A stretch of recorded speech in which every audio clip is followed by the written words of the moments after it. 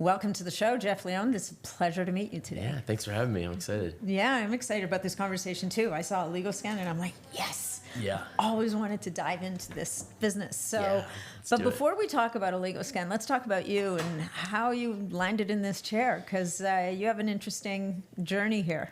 Yeah. So basically, my name is Jeff Lioon from Pittsburgh, PA. I live in Austin, Texas. And I'm blessed that my dad, my grandfather, and my godfather started Douglas Labs back in the early 80s. So they were really nutritional supplement pioneers at the right place at the right time when the industry was very young. Mm-hmm. So I'm fortunate to have had, to been in a household and to see my dad's guidance. I used to get boxes of supplements under the Christmas tree. I used to play around with the Russian biofeedback device when I was like 15. So I've just done a lot of different modalities and I've been around his wisdom. So I've always been into health. I went to college like most guys. I was in a fraternity, so definitely picked up some bad habits there. Had some fun. But after I graduated, I didn't want to go right into the family business. I wanted to go into the real world and get some experience. Mm-hmm. So I moved to New York City. I was moving shipping containers for 3.5 years. Was really successful. Learned a lot of good business skills and business environmental skills. But I had a dream and I had a vision that I needed to go to the jungle and sit with ayahuasca. So I did that. I was getting a little bit burned out living in New York. So I went to Peru right when COVID started. And it was one of the best things I've ever done for myself and my health. I realized that basically, I wasn't really living up to my higher self, and I wasn't really in love with what I was doing. Mm-hmm. So anyway, I moved home, spent a year kind of soul searching, figuring my stuff out. And then I read this book called The Carnivore Code, and it was like the light bulb just went off. And I did it for 35 days, and basically my brain fog completely was eliminated. It got down to 6.5% body fat. I was feeling amazing. So as that progressed, I wanted to get closer to my food. So I moved to Hawaii and was working on a ranch for 2 months, learning how to hunt, process my own animals. And I was happy, but I realized that I still wasn't serving others. I wasn't living up to my fullest potential. So at that point, I also realized that my oligoscan test had dramatically improved from when I first tested myself in college. And at that point, I realized that was the direction that I needed to take. So I moved back. I moved to Texas, back to the mainland, and I've been working with oligoscan for the past 3 years. Nice. So tell us about oligoscan. What is it? Yeah, so it's an intracellular test for heavy metals and minerals using spectrophotometry. Okay. So spectrophotometry has been around for a while. Otto Warburg won the physiology prize in 1930. So the technology's been around for a while. We're just using it and applying it to the tissue of the hand. So basically what it is we're looking for metal toxicity and mineral deficiency. Okay. And this is transdermal, right? This is something that somebody just holds in their hand. This is not an invasive. Yeah, it's non-invasive. Tool. We scan the palm of the hand for 2 reasons. One, the hand is a major excretion point. 4 excretion points are the hand, the foot, the underarm, and the scalp. Where do you sweat from, guys? Yeah, exactly. Basically. The second reason is the pigment is the same across all races and ethnicities, so it's standardized. Oh, interesting. Yeah. So we're using the palm of the hand to give us a baseline for intracellular levels of metals and minerals. Now, we're not testing the liver. We're not testing the brain, the heart, the kidneys. The only way to do that would be to take a biopsy. Mm-hmm. But I can still scan somebody, the palm of the hand, that has had an amalgam filling for 20 plus years, mercury in their mouth. I'm not testing the mouth, testing the hand. It still shows up in the hand. Same thing with gadolinium, rare earth element from contrast MRIs, local injection, shows up in the hand. Because it's in the circulation. Well, it tells me that the cells are communicating and that it's getting deposited in the tissue intracellularly. So like a hair test is looking at what the body's excreted via the hair in the past 3 months. Right. Hair tests are an extracellular test. The more the person is holding on to metal-wise, the less is going to be excreted in the hair. Right. A blood test is looking at what's in circulation. The body always wants to stay in homeostasis. So as metals come into the bloodstream via the air, the water, the food, the body's going to push the metals from the blood to the peripheral tissue. Okay. And then a urine test is looking at what the body's excreting with either a chelator or unprovoked. Hair, blood, and urine are all extracellular tests. Okay. The oligoscan is intracellular, so we're looking at what the body is bioaccumulated or what is bioavailable for the body to use. So that's really the big difference with all So the this. oligoscan measures tissue levels of, and does it tell you what tissue, the level, the whatever it is? So tell me, Yeah. what does an oligoscan report look like? Yeah. So there's 44 elements reported, 21 minerals, 7 vitamins, 16 heavy metals. We're using a spectrophotometer device. So basically, the spectrophotometer is shining the full visible light spectrum from 200 to 800 nanometers. Okay. So if you look at like a rainbow, pretty Yeah. much that light is being basically shined at 4 different points in the palm of the hand, about 4 millimeters deep. Okay. So every metal and mineral is an element. Every element has this thing called an atomic emission spectra, and that is basically how that element reflects and absorbs light. So every element, like, copper, well, copper is actually a bluish tint, but iron is red, magnesium is green, cobalt is blue. Yeah. All these metals are different colors because they're elements, and they all reflect and absorb light differently. So we're using basically the spectrophotometer to measure how much light is being reflected and absorbed in the tissue of the skin. And like I said, it's not measuring the brain. It's not measuring the So kidneys. it's not telling you where it is. Yeah, It's we're just measuring- telling you it's there. Exactly. We're Okay. measuring the palm of the hand. So, it's not a perfect test, right? The only way to really know how much aluminum is in the brain is to take a biopsy. Nobody's going to do that. Yeah. No. Plus, you need all of your brain. So, Exactly. Yeah. So, but it's giving us a baseline intracellularly because the light has to penetrate at least one cell membrane. Otherwise, we wouldn't be able to get a result. Right. So even though I'm testing the palm of the hand, I'm not testing the brain, it's still giving us a basic understanding of what is getting intracellular, and that's where the metals are stored. Okay. Yeah. That's really interesting. And so then what? What happens when, Yeah. so let's say I do my oligoscan, you're like, nah, you're a little high in this stuff, you're Yeah. a little low in this. Now what do I do? Yeah, so to keep it simple, we're looking for metal toxicity and mineral deficiency. Yeah. Now, metal toxicity is going to cause mineral deficiency because metals block the absorption of minerals in the body. Yeah. So, I train a lot of our practitioners. I've scanned over 1,000 people in the past 8 years. So I help train our practitioners and make sense of this. And, at the beginning, I didn't know what I was doing. It's taken me a lot of research and, educational material to really understand this stuff. But we first want to identify which metal is high and what minerals are low, because I have to understand the root cause of what metals are high to see which minerals are being affected. And so a metal being high, is that good? Like it's a chicken or the egg thing, right? Is the Yeah. metal, I guess the introduction of the metal, does it automatically displace the mineral and therefore cause a deficiency in the mineral? Or is it the deficiency in the mineral Yeah. that allows the metal to kind of... Usually, well, it can be a combination of both. Okay. And basically what I like to do is first identify what metals are high. Yeah. Second, I need to understand if the deficiencies are true deficiencies or if they're deficiencies that are being caused by the metal Displacement toxicity. by the metal. Yeah. So that's why I have when I train our practitioners in clinics and when I scan people, I have people fill out a questionnaire. And it's 2 pages and it goes, what are you eating? What are you drinking? Are you sweating? Are you exercising? Do you have surgeries? Any kind of implants, amalgam fillings, all kinds of different questions, because I need to understand. I can't just look at a test report and tell you what's wrong with you. I mean, I can tell you what you're deficient in toxicant, But you can't say but I why. need to understand the root cause.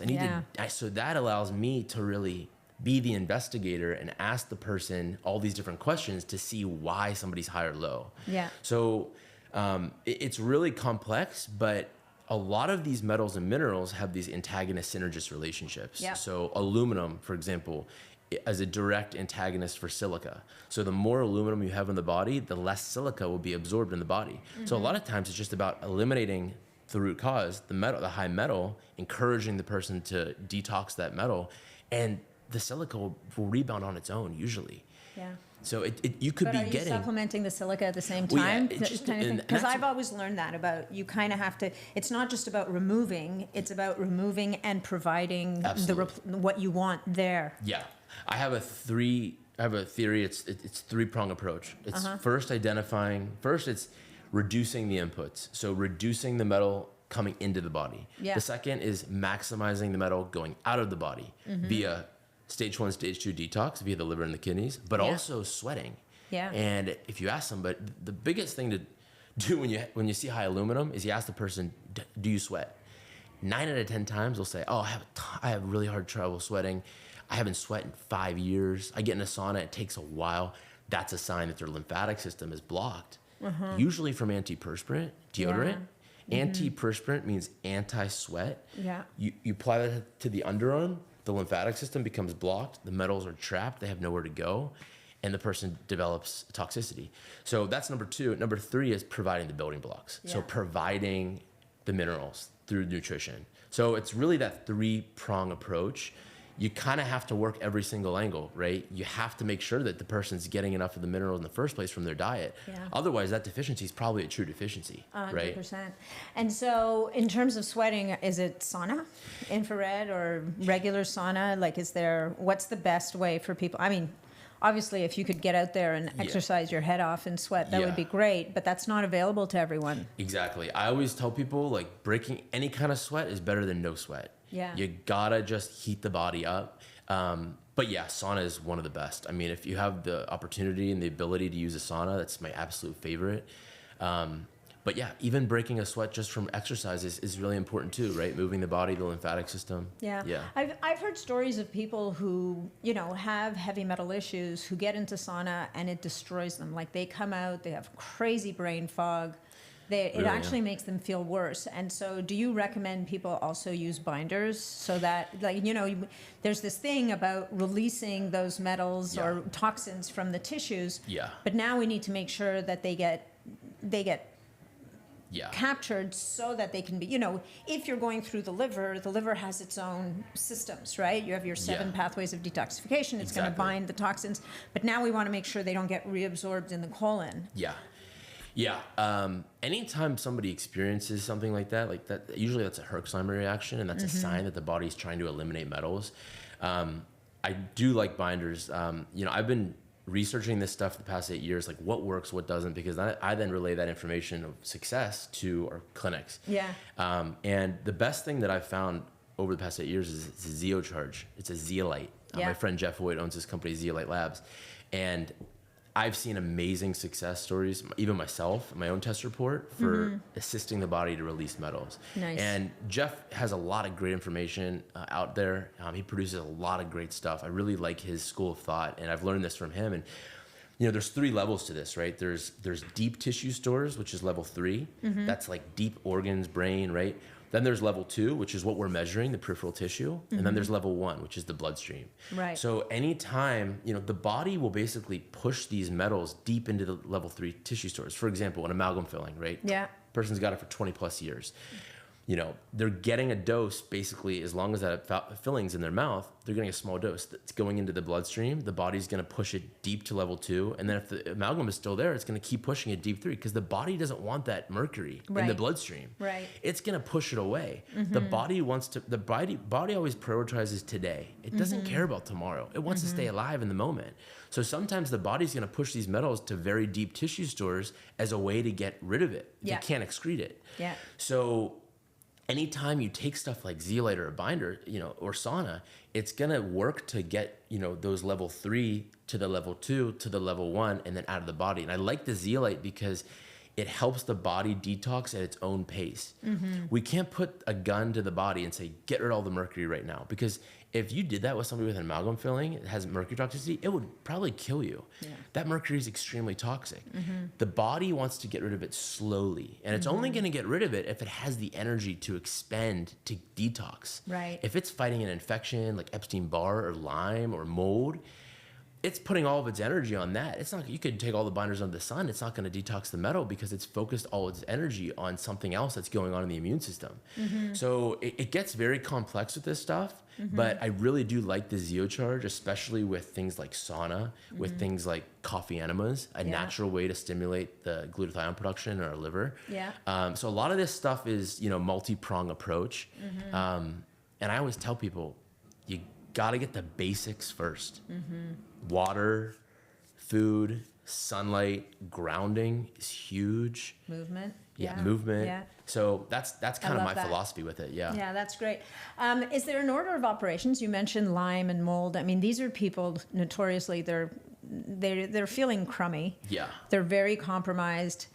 are you going to move the metals out before you deal with those, or the lime and the mold and the EBV, like you just mentioned, MC Yeah. bar, or are you going to try to do them simultaneously? What's in your world? Because I know different practitioners have different philosophies around Yeah. that. Yeah. And yet you can imagine that having a heavy metal load in Yep. the tissue is not going to make it easy to address those issues. As a matter of fact, there's people that would say that certain viruses kind of use those metals to their Yeah. advantage. Yeah. Well, I would say, first off, I'm not a practitioner or a doctor, so I would really, for those special cases where people are really struggling, I would go to a doctor and ask, Yeah, a good holistic, functional, right, Yeah. naturopath, homeopath, integrated medicine doctor to really address those really key ones where people are really struggling. I take a more simplistic approach of making sure all the basics are, we are a combination of not only what we ate yesterday, but our whole lives, what we Sure. drank our whole lives. So I like the oligo scan because it gives us a baseline of where we're at right now in this moment. But a lot of times it gets difficult because, somebody that's high in aluminum or fluoride, for example, well, I drink bottled water. I don't use antiperspirant, but they did for the past 20 Sure. years before they knew about it. Yeah. So that built the toxicity. So I like the oligo scan because it gives us a baseline of what we're working with and what we need to address. And knowledge is power. So it gives us an idea of where we at right now. When it comes to multiple different things, what to address first, I think if we can get the basics down first and get the basics down first, that at least gives us a better chance to, get our immune system up and running first. But yeah, with these specialized things, there's all kinds of different modalities that these practitioners are using. So if somebody has some of that, I'd probably recommend going to see a professional. That's good advice. Yeah. I like that. Yeah. Okay, so then do you have any, I don't know, do you have a story that sticks out in your mind of a person that came in, did an oligo scan and went through with the recommendations, and you to this day, you're like, wow, I can't believe that happened? Yeah. I'd probably start with my own first. I mean, I tested myself in college, so 2016, at the end of college, and I was completely mineral deficient. Had a lot of cadmium, aluminum, so some toxic metals. But I at first, when I scanned myself, I was like, Dad, I don't believe this. I just don't believe this. Right. And I tested myself a month later, saw the same thing. Yeah. And really, that was when I realized that, this thing's probably telling me not what I want to hear, but what I need to hear. And at that point, I went on this journey to really kind of heal myself and understand why why the test report's showing me this. And after 8 years, my test report's almost perfect. And it's taken me a while. You gotta stay consistent with this stuff, but we can't heal ourselves. And my own personal success story has been, my grandfather always taught me, practice what you preach. So I can't tell people what to do when I haven't done it myself. So that's really the one testimonial that I go to a lot. And really the power of organ meats are incredible. That I test vegans all the time, and I see deficiencies across the board, vitamins, minerals. Beef liver for myself has changed my life. Organ meats, right? Heart, liver, kidney, spleen, bones, bone broth. Yeah. It's increased my vitamins and minerals tremendously. We also had another clinic send in a testimonial from somebody that's had amalgam fillings. He's an older guy, 65. Amalgam fillings, super high mercury, off the chart, silver off the chart, definitely from an amalgam, most likely. And he took 4 scoops of the Zeocharge for 4 months, and his mercury almost came down by 50%. Same with the silver. Just the Zeocharge, or did he do sauna? Just the Zeo. I'm not sure what else he did, but the Zeocharge was kind of the constant that we were measuring. And I've seen results like that a lot. I've seen them in my own test report from the Zeocharge. It's really interesting stuff. So again, I don't like to rely on one thing. I like to use a bunch of different things, and a lot of things that are not free, but investments that we can make in our health. But I've seen a lot of change. Well, I guess the other question is, how did you feel? Do you feel different than you did? I mean, you come out of college and you've been partying and maybe not eating exactly the way you should, but I think that people refer to minerals as the spark plugs in the body. Yeah, absolutely. Right? They make everything work. Yep. how do you feel differently? Yeah, amazing. I mean, it's been a journey, but I was eating Chipotle every day for dinner, I had one meal a day in college. I ate Chipotle. Not that there's anything wrong with Chipotle, just every day might be a bit much. Yeah, the seed oils are an issue, but sure. besides that, it's pretty clean. It's not fried and stuff, but the seed oils and the rice is not good. But I try to avoid seed oils at all costs now. It's really a subject that you can talk a lot about, but we don't need them in the body. It's not good. Okay. Anyway, yeah, I feel a lot better. I mean, I've completely transformed my diet, my health, a lot of different environmental factors, and yeah, I feel the healthiest I've ever been. Amazing. I don't feel 32 really. Good for you. Yeah. All right. So where do people find out how they can get an Oligo scan?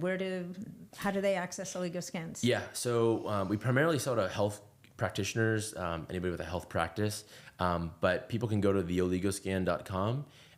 There's a little tab that says find a provider near you. Perfect. So they fill out a ticket, and then we send them the closest practitioners and clinics within their zip code. And then if you're a practitioner, you can just message us or email us at theoligoscan.com. But yeah, that's how people would find us. I love it. Jeff, thank you so much for your time today. This has been great. It's been awesome. Thank you so much for having me. Pleasure.